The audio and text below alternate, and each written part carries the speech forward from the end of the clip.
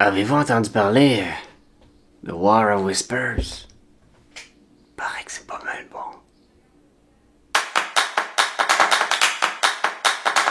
Je t'arrête tout de suite Internet là, tu regardes ça ici, tu te dis un jeu de conquête militaire, de tactique, de prouesse stratégique, où il va falloir être un fin limier pour tirer son épingle du jeu. Oui, mais c'est pas un jeu de conquête militaire comme les autres. Alors le monde est en guerre, ici un monde fantastique, où 5 grandes factions, 5 royaumes s'affrontent. Les bleus, les jaunes, les rouges, les verts et les bruns. Et nous, on n'incarne pas les rois et les reines de ces empires-là, on est au contraire les espions. On est des cultes, on est des ordres religieux, des assassins, on travaille dans l'ombre. On a infiltré les salles du trône et on va essayer d'influencer les décisions des dirigeants de ces 5 grands royaumes pour changer le cours de l'histoire. Alors on est un peu aussi investi dans toutes ces factions-là. On veut pas juste qu'une de ces factions-là remporte. On a des intérêts dans chacun de ces empires. C'est représenté ici par notre petit tableau personnel. Tout se passe ici. On a 5 jetons qui représentent chacun de ces empires-là qui sont placés aléatoirement en début de partie, comme ça, face cachée, qui vont nous dire un peu c'est quoi nos préférences. Quel empire va nous rapporter quel nombre de points en fin de partie. C'est comme là, ils sont placés à la queue leu-leu, là, de 1 à 5. Moi, par exemple, mon empire préféré, c'est les bleus. Fait que pour chaque ville contrôlée par les bleus, à la fin de la partie, je vais faire 4 points. Après ça, pour chaque ville contrôlée par les rouges, je vais faire 3 points. Chaque ville contrôlée par les verts, je vais faire 2 points. Chaque ville contrôlée par les jaunes, 0. Et mon ennemi, ceux que je veux surtout pas qui gagnent du territoire, ce sont les chevaux, les bruns. Alors pour chaque ville contrôlée par les bruns, à la fin de la partie, je vais perdre 1 point. Alors après ça, ce qu'on fait, c'est qu'à chaque tour, on va placer des conseillers sur les diverses salles du trône. Par exemple, si je place un conseiller sur un agent, comme ils disent, sur le chancelier de la salle du trône bleu, je vais pouvoir faire l'action accordée par le chancelier, plus toutes les actions inoccupées en dessous de lui. Fait que pour l'instant, si personne vient jouer dans mes plates-bandes et que je suis le seul dans la salle du trône bleu, je vais pouvoir faire l'action du chancelier, du marshal, du steward, du shérif. Fait que je vais pouvoir faire chanter les bleus comme je veux. C'est moi qui est au contrôle. Mais c'est tout à fait possible que quelqu'un vienne placer un agent sur le marshal. Dans ce cas-là, moi j'aurais seulement l'action du chancelier et le joueur blanc aurait l'action du marshal, du steward, du shérif. C'est comme ça que ça fonctionne. Au fil de la partie, on va placer de plus en plus d'agents. Alors, quand il n'y a pas d'agent sur une faction, elle fait rien, elle bouge pas, elle reste dans sa mise en place de départ. Mais c'est quoi les actions? On peut, par exemple, recruter, placer de nouvelles bannières pour préparer une grande attaque. Après ça, on peut se battre aussi, on peut déplacer des troupes et faire une bataille. Dans ce jeu-là, les batailles sont super simples. C'est du 1 pour 1. Fait que par exemple ici, moi j'ai 4 soldats bleus contre 2 soldats jaunes. Il y a une tour de garde. Ça va ajouter des troupes aussi. Fait que dans le fond, c'est comme s'il y avait 3 jaunes contre 4 bleus. J'enlève 3 bleus, j'enlève les 2 jaunes ici. Hop, la bataille est finie. Vous comprenez? C'est simple de même. Puis, en fait, le génie de ça, c'est que on veut pas un jeu dans lequel les batailles sont méga complexes. Le fun du jeu, c'est de regarder ce que les autres font, puis on essaie de comprendre pourquoi il vient de faire ça. Qu'est-ce que ça dit sur ses jetons, sur son placement, sur qui il défend, qui il veut voir gagner. Est-ce qu'il déplace les bleus comme ça pour que les bleus contrôlent le plus de villes possible? Donc, probablement que sa ville en numéro 1, c'est les bleus. Mais il ferait pas ça. Mais non, ça serait bien trop évident. Sans doute que les bleus, ça doit être sa ville numéro 2 ou 3 peut-être, là. À moins qu'il fasse cette bataille-là juste pour affaiblir les bleus. Parce qu'il n'y a pas conquis de ville. Puis c'est les villes qui rapportent des points. Fait que les bleus pourraient très bien être son ennemi juré encore. Tu comprends à quel point c'est un jeu d'information. La quête d'information, c'est ça le jeu. Parce que tout est caché, ou presque, dans ce jeu-là. Les jetons, les cartes qui vont faire des retournements de surprise dans les combats, tout ça, c'est caché.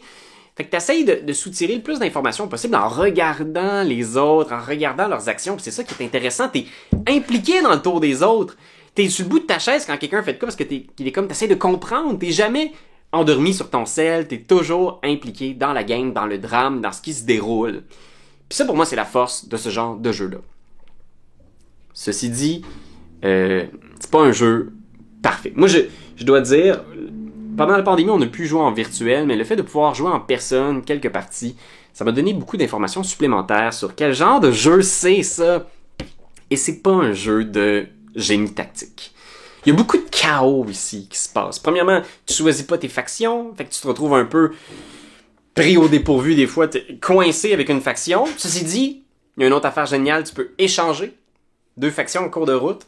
Fait que si, mettons, les bleus, ça va trop mal, là, je peux faire, ok, ben regardez, j'ai changé les bruns et les bleus sur mon plateau, là. Fait que les bleus, je veux qu'ils perdent. Puis chaque ville contrôlée par les bruns, ça me rapporter 4 points. Et si tu fais ça, effectivement, faut que tu l'annonces. Tu joues à jeu ouvert maintenant, fait que ces 2 jetons-là que tu viens d'échanger, ils sont retournés face visible. Fait que tout le monde sait c'est quoi ton objectif et tout le monde va se retourner contre toi et ça va être vraiment dur de gagner. Fait que ça, c'est une option. Mais en même temps, c'est très dur après ça là, de prendre le contrôle, de prendre le volant, de saisir le manche à balai pour changer le cours de la partie.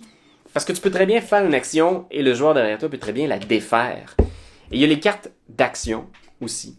Qui, je dois dire, je pense que c'est la partie peut-être un peu plus faible du jeu. Qui se tourne beaucoup vers le take that, à mon avis. La plupart des decks, par exemple, sont thématiques. Fait que ça, c'est intéressant. Par exemple, les bleus ont des actions qui sont très brutales. Tu peux ajouter des nouvelles bannières. Ah non, c'est ça, tu peux pousser ta bataille. Il y a beaucoup de combats dans le deck bleu, il y a beaucoup de déplacements dans le deck brun. Fait qu'il y a quand même certaines stratégies autour des diverses factions. Mais en même temps, on a aussi l'impression un peu que des fois, c'est une espèce de surprise de soudainement quelqu'un joue une carte et il y a un effet très fort et il va utiliser il y a un pouvoir mix aussi, là. Tu peux défausser les cartes d'une autre faction pour déclencher un pouvoir vraiment très fort. Et ça, j'ai trouvé que ça ajoutait encore davantage au chaos de la partie, à l'imprévisibilité de tout ça. Fait que, au final, quand tu remportes, tu te sens pas nécessairement comme un grand génie, tu te sens un peu comme souvent chanceux d'avoir pu profiter des circonstances de la partie, que ça a donné que toi puis un autre joueur, vous aviez exactement la même faction favorite, fait que vous avez poussé pour cette faction-là, puis vous avez massacré le troisième qui a malheureusement presque rien pu faire. Fait que, voilà, je dois dire que c'est le genre de jeu quand même où on rit beaucoup, où on s'amuse, où il y a beaucoup de possibilités. Toutes les parties, jusqu'à maintenant, pour moi, ont été très différentes, m'ont amené dans différentes émotions, des vraies montagnes russes. C'est aussi un jeu qui est extrêmement rapide, fait qu'on peut vraiment jouer une partie en 1 heure, puis ça fait du bien dans ce genre de jeu-là de pas s'installer pour un 3-4 heures de tactique puis de politique. Non, c'est assez chaotique, fun, émotif.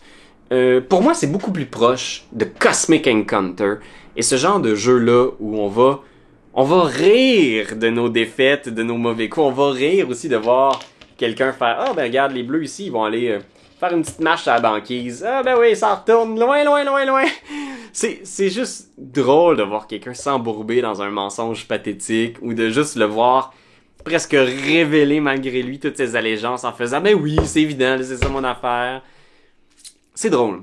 J'ai eu beaucoup de plaisir et j'ai l'intention d'y rejouer encore. Fait que War of Whispers, un jeu étrange, unique, qui est rentré dans mon oreille telle une rumeur qui refuse d'en sortir. C'est toi de trouver l'épisode de jour du Popoche? Sonne la cloche! Sonne la cloche! On parle de jeu, like-nous, commande, suis-nous, ouais! Sonne la cloche! Sonne la cloche! Partage à tes amis, partage à ta mamie, ouais! Sonne la cloche! Sonne la cloche! Comment ton ouais, fais le mon kiki! Sonne la cloche! Sonne la cloche! Sonne la cloche comme quand Jésus a sonné à la porte pour aller souper chez Zachée.